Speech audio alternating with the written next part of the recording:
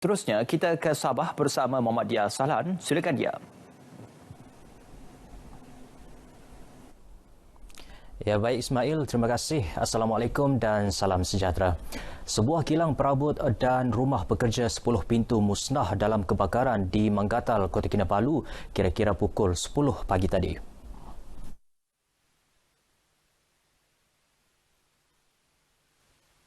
Bercakap kepada pemberita, Pegawai Kanan Bomba 1 Imran Idris berkata pihaknya menerima panggilan kecemasan pada pukul 10.08 pagi. 3 jentera FRT dan 2 water tanker bersama 38 anggota dari Balai Bomba Lintas dan Balai Bomba Kota Kinabalu digegaskan ke lokasi kebakaran.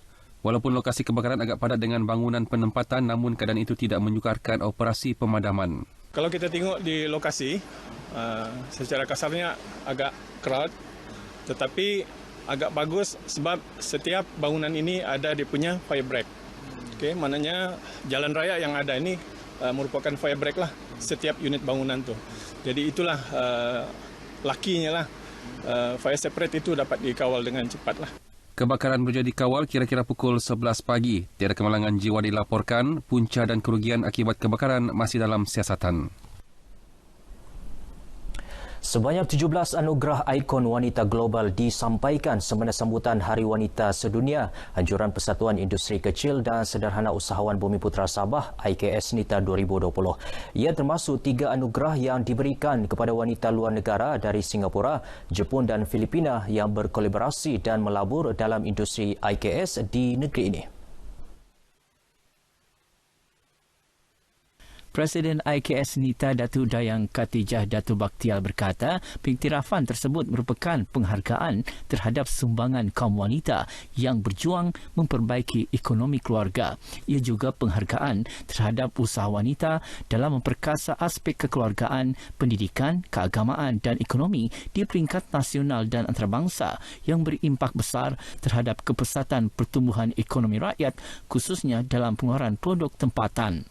Sebagai wanita, kita tidak boleh berhenti di sini sahaja. Selagi hayat di kandung badan, kita harus berkorban demi anak-anak, keluarga dan masyarakat. Beliau ditemui pemberita RTM sempena sambutan Hari Wanita Sedunia IKS NITA di ITCC Penampang. Sementara itu, kejayaan kaum wanita Sabah mendapat pujian peringkat global selain sokongan padu rakan seperjuangan dalam negara. Already existing now, the business women already have some business in the Philippines, and they have their own buildings, good business also, and connections. Wanita-wanita Sabah begitu dinamik dalam bidang keusahawanan. Dari segi apa yang saya lihat di sini banyak peluang untuk para peniaga usahawan wanita di Singapura untuk bekerjasama dengan para wanita dari Sabah. Saya ingin membantu mereka kalau ada cara yang kita boleh membawa makanan-makanan mereka ke seperti supermarket yang besar-besaran di Kuala Lumpur, di Malaysia, the whole of Malaysia. Kemajuan dan perkembangan wanita di Sabah amat memberangsangkan dan seluruh wanita terutamanya kerajaan dari dahulu dan hingga yang sekarang banyak membantu peniaga wanita. Hampir 2,000 kaum wanita dari seluruh Sabah terdiri ahli IKS NITA, usahawan IKS dan pengunjung memeriahkan majlis berkenaan. Sambutan diisi dengan jualan dan pameran produk IKS sejak 5 Mac lalu dan berakhir hari ini mencatatkan hampir 10,000 pengunjung. Untuk lelaki-lelaki yang ada di sana, sayangilah wanita anda. Selamat Hari Wanita Sedunia. Equal for each.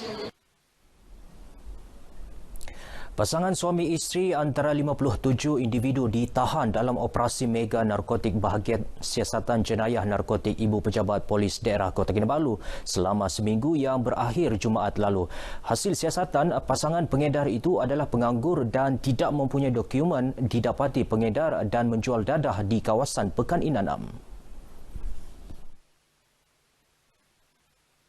Ketua Polis Daerah Kota Kinabalu ACP Habibi Majinci dalam kenyataan berkata 3 individu ditahan melibatkan kes bekalan dan pengedaran dadah termasuk pasangan suami isteri berumur 24 tahun dan 27 tahun. Mereka diberkas bersama satu paket plastik lut sinar berisi dadah jenis syabu dan 65 keratan straw berwarna hijau juga berisi dadah jenis syabu seberat 24.10 gram. Sementara itu, 15 individu ditahan bagi kesalahan memiliki dadah dan 39 individu ditahan kerana ujian urin didapati positif dadah. Hasil siasatan 45 yang ditahan adalah warga negara dan 12 warga asing dalam lingkungan umur 17 tahun hingga 44 tahun. Keseluruhan rampasan sebanyak 26.33 gram dadah jenis syabu yang dianggarkan bernilai RM3,949. Terdapat 686 rezerv biosfera yang berada di 122 negara. Satu daripadanya ialah Banjaran Keroka Sabah. Pengisytiharan kawasan rezerv biosfera Banjaran Keroka RBBC sebagai satu daripada tapak program manusia dan biosfera UNESCO adalah komitmen kerajaan negeri kepada masyarakat antarabangsa berhubung pemuliharaan alam semula jadi.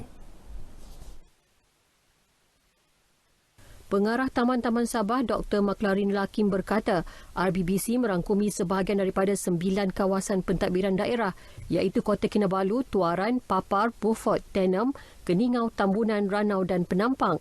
Katanya Taman-Taman Sabah telah diamanahkan oleh kerajaan negeri sebagai agensi pemandu bagi memastikan pemeliharaan dan pemuliharaan RBBC yang diisytiharkan sebagai tapak UNESCO pada 2014.